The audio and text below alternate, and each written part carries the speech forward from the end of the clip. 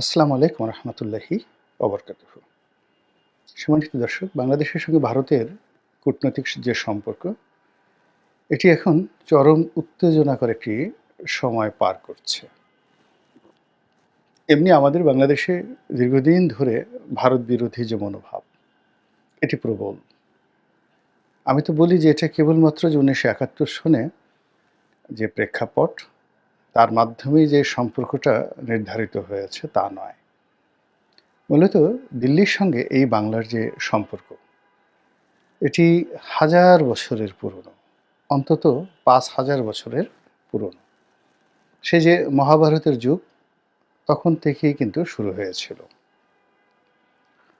ইতিহাসের প্রথম রাজা এই বাংলায়, তার নাম ছিল জগদত্ত, এবং সেটা ছিল মহাভারতের যে সময়কাল, সেই সময়টিতে যখন পাণ্ডব এবং কৌরবদের যে যুদ্ধ হলো, তখন সারা ভারতবর্ষের যত সামন্ত রাজা ছিলেন, আঞ্চলিক রাজা ছিলেন, তারা দুই ভাগে বিভক্ত হয়ে গেল।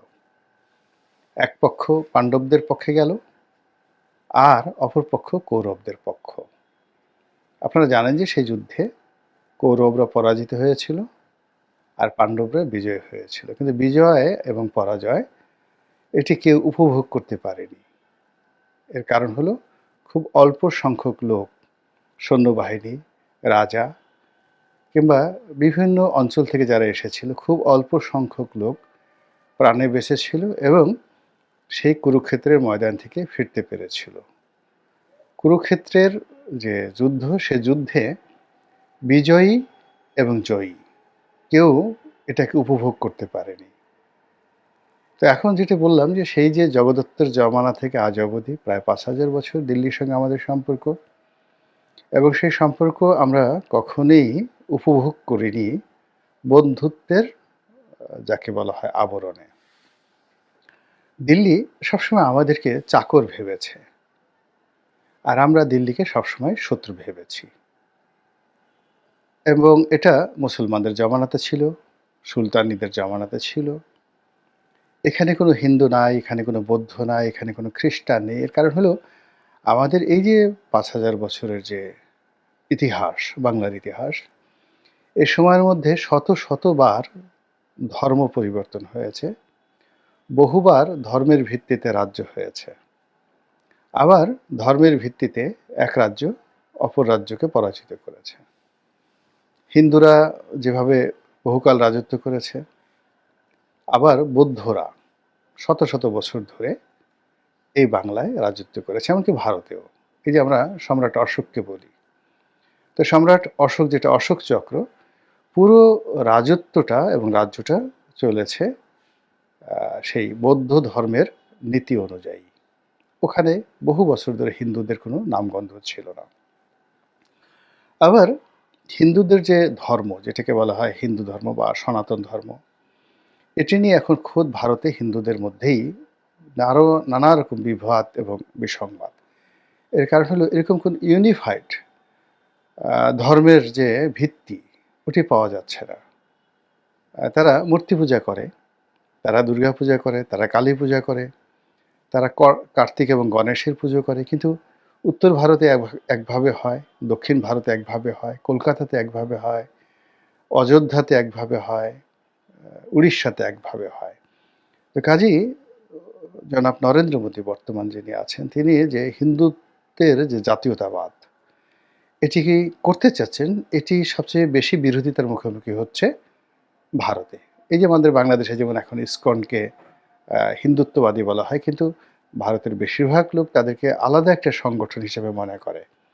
আমাদের দেশে যেভাবে আহমেদিয়াদের বা ইসমাইলিয়াদেরকে কেউ মুসলমান মনে করেন না, আহলে হাদিসকে যেভাবে সুন্নিরা স্বীকার করেন না, তদ্রূপ হিন্দু ধর্মের মধ্যেও বহু জাতিভেদ আছে।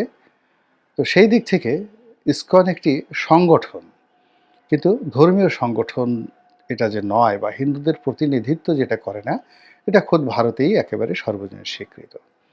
তো যেটা বলছিলাম, যে দিল্লির সঙ্গে বাংলাদেশের যে সম্পর্ক, এই সম্পর্কটি সবসময়টাতে এরকম ছিল। দিল্লি সামন্ততান্ত্রিক মনোভাব পোষণ করতো, ফিউডাল মেন্টালিটি, আর আমরা সবসময় প্রজাদের মতো থাকার মানে আমাদেরকে বাধ্য করা হয়েছে। আমরা কখনো, কখনো রাজা হওয়ার চেষ্টা করেছি। কিন্তু খুব বেশি দিন থাকতে পারিনি। ১০০ বছর কন্টিনিউয়াসলি আমরা দিল্লির অধীনতা মুক্ত থেকেছি, এরকম ইতিহাস আপনি গত আ ১০০০ বছরে একবারও দেখাতে পারবেন না। তো সেই দিক থেকে এখন যে আমরা একটা ক্রান্তিকালের মধ্যে পৌঁছে গিয়েছি, সেই ক্রান্তিকালে দিল্লি হটাও আমাদের এই দেশের মানুষের একটা সেন্টিমেন্ট এবং আবেগ। এবং ভারতের বিরুদ্ধে, দিল্লির বিরুদ্ধে, হিন্দুত্ববাদের বিরুদ্ধে কথা বলতে পারাটাই জনপ্রিয়তার মাপকাঠি এবং যোগ্যতার মাপকাঠি আমাদের দেশে। আবার বাংলাদেশকে নিয়ে ভারতের যে চুলকানি, ভারতের যে রাগ, চক্রান্ত এবং ইদানিংকালে ভয়, মারাত্মক ভয়, এটি ভারতকে এতটা অস্থির করে তুলেছে, যেটি চীনের সঙ্গে তাদের যে বিরোধ, সেই বিরোধে তারা এতটা ভীত সন্ত্রস্ত নয়। এর কারণ হলো চীন একটা সিস্টেমেটিক জাতি এবং চীনের দ্বারা ভারত আসলে ওইভাবে ঐতিহাসিকভাবে ক্ষতিগ্রস্ত হয়নি। কিন্তু এই বাংলা দ্বারা একবার নয়, দুইবার নয়, হাজার হাজার বার দিল্লি ক্ষতিগ্রস্ত হয়েছে এবং এই বাংলার কারণে দিল্লির সিংহাসন তছনছ হয়ে গেছে। দিল্লি টুকরো টুকরো হয়ে গেছে, বহু ভাগে বিভক্ত হয়ে গিয়েছে এই বাংলার কারণে। এবং এই বাংলা কখনো আমরা এখন যে জিওগ্রাফিক লোকেশনে আছি, এই বাংলা কখনো কখনো ২০ থেকে ২৫ ভাগ হয়েছে, ২৫ ভাগে ভাগ হয়েছে। যেমন আকবরের জমানাতে ১২ ভূঁইয়ারা ছিলেন। তো ১২ ভূঁইয়া বলা হলেও মূলত এই যে মানে অঞ্চলটি গাঙ্গেয় বদ্বীপ অ্যাটলিস্ট ৩০ থেকে ৪০টি স্বাধীন ভূখণ্ডে বিভক্ত ছিল। এর মধ্যে কেন্দ্রীয় চরিত্র ছিল ১২টি। এই জন্য বলা হয় বাংলার ১২ ভূঁইয়া এই আকবরের জমানাতে। আবার কখনো কখনো শত শত বছর ধরে এই পুরো অঞ্চল বাংলা, মানে এই বাংলা এবং পশ্চিম বাংলা, তারপর বিহার এবং উড়িষ্যা এখন একত্রে ছিল, শত শত বছর ধরে একত্রে ছিল। আবার কখনো কখনো উড়িষ্যা আলাদা হয়ে গেছে, বিহার আলাদা হয়ে গেছে, ত্রিপুরা আমাদের সঙ্গে এসেছে, কখনো আসাম আমাদের সঙ্গে ছিল, এরকম একই ঘটনা। কখনো শিলিগুড়ি আমাদের সঙ্গে ছিল, আবার আমরা কখনো কখনো ওদের অধীনে ছিলাম। তো এখন এই যে ইতিহাসের পথ পরিক্রমায় আমরা একটা এরকম একটা যুগ সন্ধিক্ষণে এই ২০২৪ সনে এসে পৌঁছে গেছি। আমরা এখন আর কোনো অবস্থাতেই দিল্লির দাসত্ব মানতে চাচ্ছি না, প্রকাশ্য বা অপ্রকাশ্য। আর অন্যদিকে দিল্লির ধৈর্যের বাঁধ ভেঙে গেছে। দিল্লির যারা লোকজন আছে, প্রচার আছে, প্রোপাগান্ডা আছে, তারা অকথ্য ভাষায় আমাদেরকে গালাগাল দিচ্ছে। এ জাতির কোনো কৃতজ্ঞতাবোধ নেই, এই জাতির কোনো সভ্যতা নেই, এই জাতির কোনো ভব্যতা নেই। তারপর এরা যুদ্ধ করতে জানে না, এরা পিস্তল দেখলে চিত হয়ে পড়ে। তারপরে আরও অনেক কিছু, মানে আমাদের কাপুরুষতা নিয়ে তারা রীতিমতো মহাকাব্য রচনা করেই চলেছে।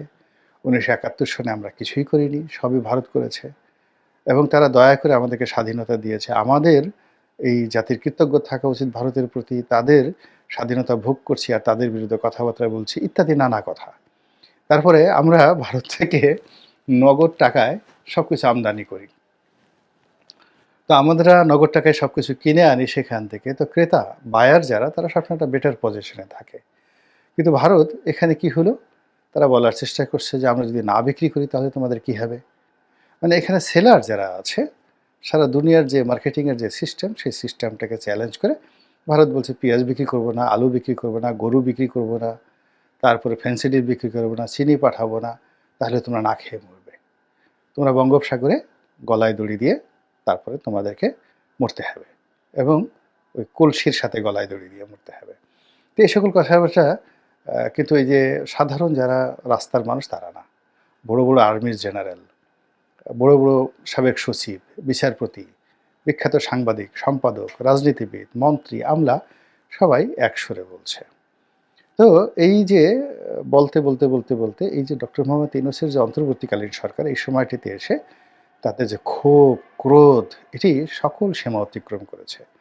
এখন তারা বলছে যে বাংলাদেশে তারা ইনসার্জেন্সি করবে, আক্রমণ করবে, বাংলাদেশের সঙ্গে তারা যুদ্ধ করবে। কেউ বলছে ওদের সাথে কি যুদ্ধ করব, ওদের তো যুদ্ধ করা তো দূরের কথা। আমরা ভারত যে ওদেরকে একটা টিপ দেব, গলা টিপেও দেওয়ার দরকার নেই। শরীরে যে একটা ছোট্ট করে টিপ দেব, ওই টিপ সহ্য করার ক্ষমতা তো ওদের নেই। পিঁপড়াকে আমরা যেভাবে একটা টিপ দিয়ে পিঁপড়ে মারি, তারপর সে উকুন মারি। উকুন তো আর টিপ দিয়ে মারা যায় না, উকুন নখের উপর রেখে মারতে হয়। তাহলে সাধারণত পিঁপড়া টিপ দিয়ে মারা হয়। জাস্ট যেকোনো একটা আঙ্গুল পিঁপড়ার উপর রাখলে আঙুলটা পিঁপড়াটা মরে যাবে। তো ওরকম তারা বাংলাদেশকে মনে করছে একটা পিঁপড়ার মতো। তো এই যে অবমাননাকর কথাবার্তা, এই অবমাননাকর কথাবার্তার বিরুদ্ধে আমাদের রাজনীতিবিদ যারা আছে তারাও কিন্তু ধৈর্যহারা হয়ে পড়েছেন। বিএনপি নেতা মির্জা আব্বাস সাহেব তিনি তার মতো করে বলেছেন যে এরকম তারা খুলনা দখল করে নিয়ে যাবে, চট্টগ্রাম দখল করে নিয়ে যাবে। অবস্থা দৃষ্টি মনে হচ্ছে এটা যেন বাবার একটা দেশ, তোমাদের বাবার দেশ। তো এই কথাবার্তা বলছে। আবার বিএনপির অন্যতম নেতা রুহুল কবির রিজভী সাহেব তিনি এই যে ইনসার্জেন্সি মানে ওখানকার যারা সেনাবাহিনীর সদস্য রয়েছেন তারা বাংলাদেশের মধ্যে হঠাৎ করে ঢুকে পড়বেন গেরিলার বেশে। একেবারে যাকে বলে তারা বেলুন নিয়ে ঢুকতে পারেন, তারপরে শেষে তারা ট্যাঙ্ক নিয়ে ঢুকতে পারেন। মানে ইনসার্জেন্সি মানে খুব একেবারে ঝটিকা একটা আক্রমণ চালিয়ে তারা বাংলাদেশে যে কোনো একটা অঘটন তারা ঘটাবে, ইনসার্জেন্সি ঘটাবে। তো এই জিনিসগুলো নিয়ে বাংলাদেশের কথাবার্তা হচ্ছে। তখন রিজভী সাহেব বলছেন যে তোমরা এটা কিভাবে করবে? তোমাদের তো সেনাবাহিনীর যারা লোকজন আছে তারা তো রেল লাইনে পায়খানা করো, নদীর ধারে পায়খানা করো, তোমাদের সেই পশ্চাৎ দেশের ছবি আমরা তো দেখতে পাই। তো এবং তোমরা যখন এই কর্মকাণ্ড করো তোমাদের সেই অস্ত্রশস্ত্র থাকে সেই যাকে বলা হয় দূরে। তো অস্ত্র রেখে সামরিক পোশাক খুলে তোমাদের এই মলত্যাগ করার জন্যে তোমাদেরকে নদীর ধারে যেতে হয়, খালে বিলে যেতে হয়, রেল লাইনে তোমাদেরকে চলতে হয়। তো তোমরা এই কাজ করবা না গেরিলা আক্রমণ করবা? এই কাজ যারা করে তারা তো গেরিলা আক্রমণ করতে পারে না। তো এখন রুহুল কবির রিজভী সাহেব বিএনপির অত্যন্ত গুরুত্বপূর্ণ নেতা এবং তিনি এই কথা কোনো রাজনৈতিক ব্যক্তিত্বকে বলেননি, এটি সরাসরি ভারতের সেনাবাহিনীকে তিনি বলেছেন। আর ভারতীয় সেনাবাহিনী নিয়ে ভারতের তো গর্বের শেষ নেই। তারা সারা দুনিয়া দখল করতে পারে এবং আপনি হিন্দি ফিল্মগুলো যদি দেখেন, মুম্বাইয়ের যে ফিল্মগুলো যদি দেখেন, তো সেখানে মানে সেই সেনাবাহিনীর যে ভূমিকা, তাদের যে রোল, এটি মনে হয় যে আ পৃথিবীতে এরকম কিসের জেমস বন্ড, কিসের জুলিয়াস সিজার, কিসের নেপোলিয়ন বোনাপার্ট, ভারতীয় সেনাবাহিনীর একজন মেজর সে না পারে এমন কোনো কাজ হয়, সে আকাশ থেকে তারা টেনে আনতে পারে ভারতবাসীর জন্য। ভারতের খুশির জন্য সে চীনের প্রেসিডেন্টকে ধরে আনতে পারে এবং জো বাইডেনকে যেকোনো মুহূর্তে ধরে এনে দিল্লির ফোর্টে টানিয়ে, আগ্রা দুর্গে টানিয়ে বা দিল্লির লালকেল্লায় টানিয়ে বিচার করার ক্ষমতা ভারতীয় সেনাবাহিনীর রয়েছে। তো সেই সেনাবাহিনী সম্পর্কে এই তো তাদের যে এত উচ্চাকাঙ্ক্ষা, সেখানে রুহুল কবির রিজভী যেটা বলেছেন, এটা নিয়ে কূটনৈতিক অঙ্গনে, সামরিক অঙ্গনে ভারতের নিশ্চয়ই কথাবার্তা হচ্ছে। নিশ্চয়ই এটা নিয়ে তারা দিশেহারা হয়ে পড়বেন এবং এখানে যদি লেদু-কেদু ধলা বলতো তা নয়। বাংলাদেশে আগামীতে যারা ক্ষমতায় আসার কথা চিন্তা করছেন, যারা ভারতের সঙ্গে সম্পর্ক করার জন্য চেষ্টা করছেন, তো তাদেরই একজন বড় নেতার পক্ষ থেকে যখন ভারতের সেনাবাহিনীর সম্পর্কে এরকম একটা কথা আসে, এটির যথেষ্ট কূটনৈতিক গুরুত্ব আছে, সামরিক গুরুত্ব আছে এবং এটির একটা ইমপ্যাক্ট আছে। এটার প্রতিক্রিয়া আছে, ফলাফল আছে এবং সেই ফলাফলগুলো আগামী দিনে আমাদের জন্য, বিএনপির জন্য কিভাবে কাজ করে সেটাই দেখার বিষয়। আল্লাহ আমাদের সবাইকে হেদায়েত দান করুন এবং হেফাজত করুন। আসসালামু আলাইকুম ওয়া রাহমাতুল্লাহি ওয়া বারাকাতুহু।